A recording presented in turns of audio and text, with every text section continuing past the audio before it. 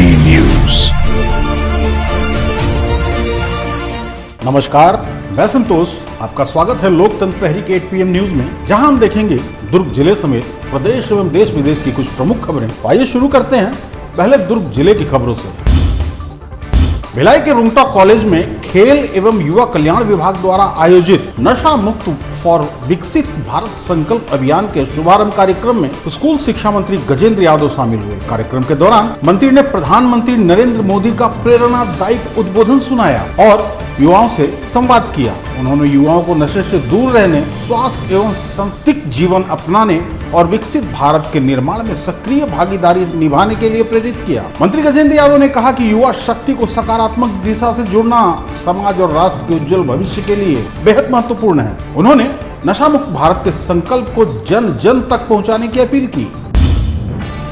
भिलाई के sector area township में retention scheme के विरोध में जिला कांग्रेस कमेटी ने भिलाई बचाओ पदयात्रा की शुरुआत कर दी। जिला कांग्रेस कमेटी के अध्यक्ष मुकेश चंद्राकर के नेतृत्व में पदयात्रा की शुरुआत सेक्टर 9 स्थित हनुमान मंदिर से हुई। कांग्रेस नेताओं का कहना है कि सेक्टर क्षेत्र में चल रहे लोगों को मकान खाली करने के नोटिस दिए जा रहे हैं। ऐसे में हजारों परिवारों के सामने अपने आशियाने को बचाने और विस्थापन से बचने की चुनौती खड़ी हो गई है। इसी मुद्दे को लेकर कांग्रेस ने जन समर्थन जुटाने और अपनी मांग सरकार तक पहुंचाने के लिए पदयात्रा का आयोजन किया। यह पदयात्रा 2 अगस्त से 5 अगस्त तक विभिन्न निर्धारित स्थानों से होकर रायपुर स्थित लोक भवन पहुंचेगी। भिलाई के सेक्टर क्षेत्र में रिटेंशन स्कीम को लेकर शुरू हुआ यह विरोध आने वाले दिनों तक में क्या राजनीतिक और प्रशासनिक रुख लेता है, इस पर सभी की नजरें रहेंगी। जम्मू कश्मीर के कुलगांव में छत्तीसगढ़ के 2 मजदूरों की आतंकवादियों द्वारा हत्या किए जाने के विरोध में दुर्ग के अग्रसेन चौक पर बजरंग दल के कार्यकर्ताओं ने प्रदर्शन किया। प्रदर्शनकारियों ने आतंकवाद के खिलाफ जमकर नारेबाजी की और आतंकवाद के पुतले का दहन किया। इस दौरान मृतक मजदूरों को श्रद्धांजलि अर्पित करते हुए उनके परिवार के प्रति संवेदना व्यक्त की गई।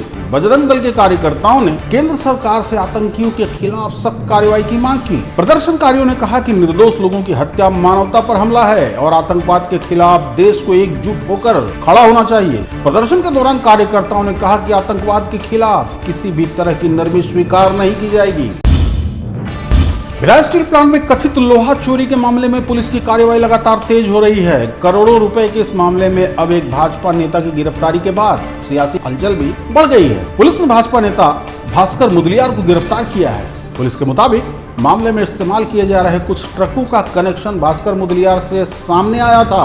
पूछताछ के बाद पुलिस ने उनकी गिरफ्तारी की। वहीं गिरफ्तारी के बाद भाजपा ने भी कार्रवाई करते हुए भास्कर मुदलियार को पार्टी की प्राथमिक सदस्यता से 6 साल के लिए निष्कासित कर दिया। बताया जा रहा है कि इस मामले में अब तक कुल 17 लोगों की गिरफ्तारी हो चुकी है। इनमें प्लांट से जुड़े अधिकारी, ठेकेदार, ट्रांसपोर्टर और कारोबारी भी शामिल बताए जा रहे हैं। मामले की जाँच जारी है। कुम्हारी थाना क्षेत्र में घरेलू विवाद के बाद एक महिला की मौत का मामला सामने आया है। वार्ड क्रमांक 4 महामायापारा में पति पत्नी के बीच किसी बात को लेकर विवाद हुआ। विवाद बढ़ने के बाद पति ने घर में रखे धारदार हथियार से पत्नी पर हमला कर दिया। हमले में महिला गंभीर रूप से घायल हो गई। परिजन उसे शासकीय अस्पताल लेकर पहुंचे, जहां डॉक्टरों ने उसे मृत घोषित कर दिया। घटना की जानकारी मिलते ही कुमारी थाना पुलिस और फॉरेंसिक टीम मौके पर पहुंची और घटनास्थल की जांच शुरू की। पुलिस ने आरोपी पति को हिरासत में लेकर पूछताछ शुरू कर दी है। पुलिस के मुताबिक प्रारंभिक पूछताछ में घरेलू विवाद की बात सामने आई है। फिलहाल पुलिस ने हत्या का मामला दर्ज कर लिया है और घटना से जुड़े सभी पहलुओं की जांच की जा रही है।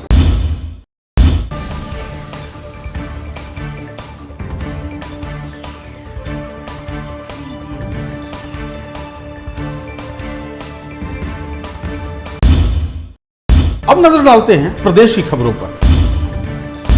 रायपुर स्थित लोक भवन में नशा मुक्त युवा विकसित भारत संकल्प अभियान का राष्ट्रीय शुभारंभ किया गया। कार्यक्रम में राज्यपाल रमेन डेका, मुख्यमंत्री विष्णुदेव साय सहित बड़ी संख्या में युवा छात्र छात्राएं और विभिन्न युवा संगठनों के सदस्य शामिल हुए। प्रधानमंत्री नरेंद्र मोदी ने नई दिल्ली के वर्चुअल के माध्यम से देश भर के युवाओं को संबोधित किया और नशे से दूर रहने का आह्वान किया। इस दौरान युवाओं ने नशा मुक्ति भारत के निर्माण का संकल्प लेते हुए नशा मुक्ति की शपथ ली। 2 अगस्त 2026 से शुरू हुआ यह अभियान आने वाले अगले 100 सप्ताह तक देश भर में चलेगा। अभियान के तहत स्कूल, कॉलेज, विश्वविद्यालय, एनएसएस, एनसीसी, माई भारत और अन्य युवा संगठनों के माध्यम से विभिन्न जन जागरूकता गतिविधियां आयोजित की जाएंगी।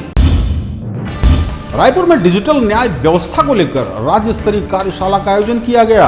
विधि एवं विधायी विभाग द्वारा आयोजित इस कार्यशाला का विषय रहा नए आपराधिक कानूनों के जरिए डिजिटल न्याय को मजबूत करना। कार्यशाला में मुख्यमंत्री विष्णुदेव साय, उप मुख्यमंत्री विजय शर्मा और स्कूल शिक्षा मंत्री गजेंद्र यादव ने हिस्सा लिया और डिजिटल न्याय व्यवस्था को लेकर अपने विचार साझा किए। इस दौरान न्यायिक प्रक्रिया के डिजिटलीकरण, नवीन आपराधिक कानूनों के प्रभावी क्रियान्वयन और तकनीक के माध्यम से न्याय व्यवस्था को अधिक सरल, सुलभ, पारदर्शी और समयबद्ध बनाने जैसे महत्वपूर्ण विषयों पर चर्चा हुई। बदलते दौर में तकनीक को न्याय व्यवस्था से जोड़ना सुशासन को और अधिक मजबूत करने की दिशा में अहम कदम माना जा रहा है।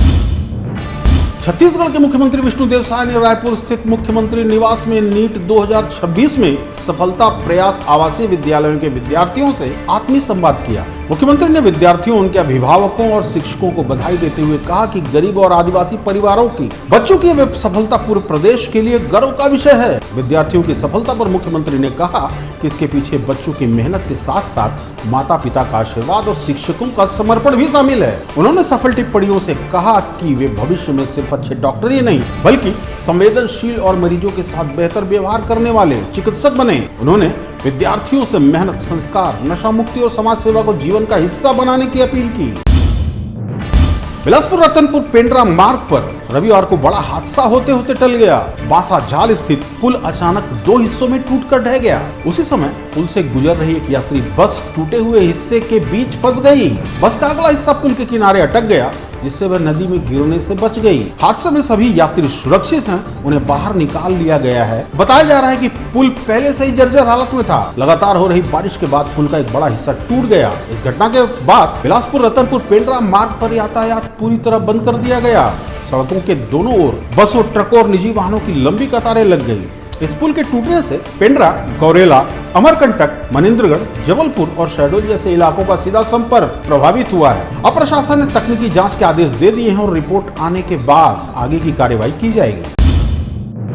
मुंगेली जिले के अचानक मार टाइगर रिजर्व क्षेत्र के कई गांवों में मलेरिया के बढ़ते मामलों को देखते हुए जिला प्रशासन ने विशेष स्वास्थ्य अभियान शुरू किया है। कलेक्टर कुंदर कुमार के निर्देश पर स्वास्थ्य विभाग और प्रशासन की संयुक्त टीमें लगातार प्रभावित गांवों का दौरा कर रही हैं। डोर टू डोर सर्वे के जरिए बुखार से पीड़ित लोगों की पहचान कर तत्काल जाँच और उपचार किया जा रहा है। स्वास्थ्य विभाग के अनुसार सभी मरीजों को आवश्यक दवाइयाँ उपलब्ध कराई जा रही है। गंभीर मरीजों का अस्पताल में इलाज किया जा रहा है, जबकि अन्य मरीजों की नियमित निगरानी की जा रही है। प्रभावित क्षेत्रों में रैपिड डायग्नोस्टिक किट और मलेरिया रोधी दवाओं का पर्याप्त स्टॉक उपलब्ध है। मितानिन और स्वास्थ्य कार्यकर्ता मौके पर ही जांच और उपचार कर रहे हैं। स्वास्थ्य विभाग ने लोगों को मच्छरदानी का उपयोग करने, पूरे बाजू के कपड़े पहनने, साफ सफाई बनाए रखने और सुरक्षित पानी पीने की अपील की है।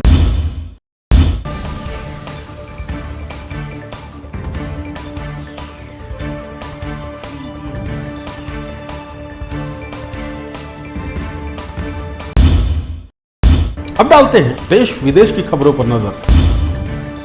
प्रधानमंत्री नरेंद्र मोदी ने रविवार को नशा मुक्त युवा फॉर विकसित भारत संकल्प अभियान की शुरुआत की।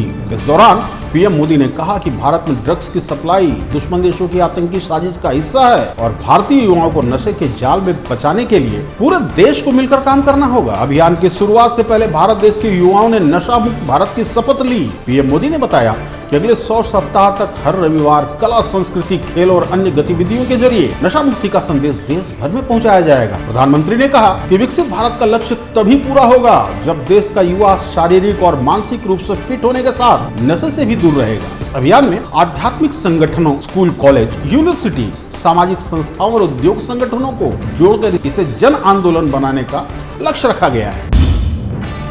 दिल्ली के सफदरजंग अस्पताल से मेडिकल क्षेत्र की एक बड़ी खबर सामने आई है। VMMC और सफदरजंग अस्पताल की विशेष टीम ने जन्मजात हृदय की दुर्लभ विकृतियों से जूझ रहे एक वयस्क मरीज से रोबोटिक तकनीक के जरिए सिस्टमिक एट्रियोवेंट्रिकुलर वाल्व रिप्लेसमेंट किया। मरीज को congenitally corrected transposition of the great arteries और डेक्स्ट्रोकार्डिया जैसे जटिल हृदय संबंधी स्थितियां भी थी। मरीज के दिल की असामान्य स्थिति को देखते हुए डॉक्टरों ने सामान्य रोबोटिक तकनीक से अलग बाई ओर सर्जरी करने का तरीका अपनाया। सर्जरी के दौरान ब्रेस्ट बोन को काटे बिना छोटे पॉट्स के जरिए मिनिमली इन्वेसिव तकनीक का इस्तेमाल किया गया। यह उपलब्धि जटिल कार्डियक सर्जरी में रोबोटिक और मिनिमली इन्वेसिव तकनीक की संभावनाओं को दिखाती है।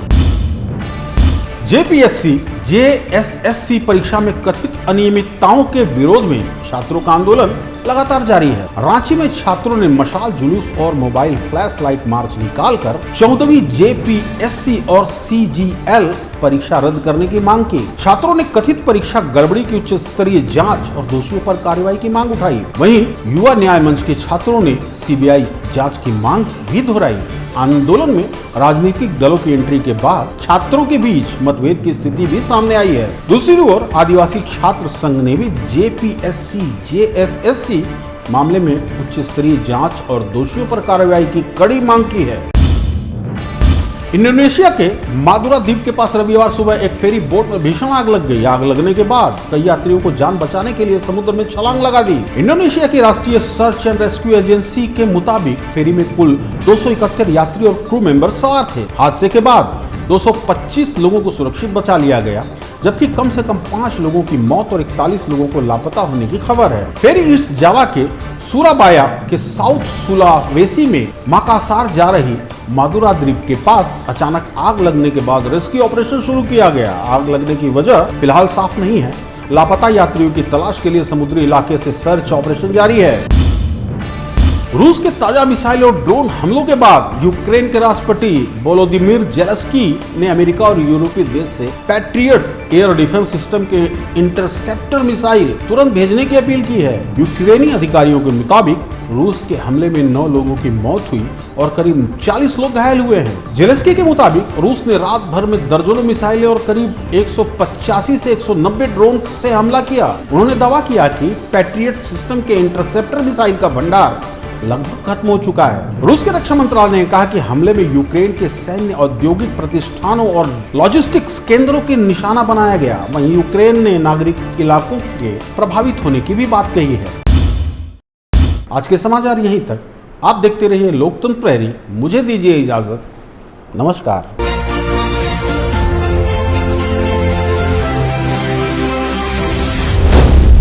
LP News. This program is sponsored by SR Hospital and Research Center.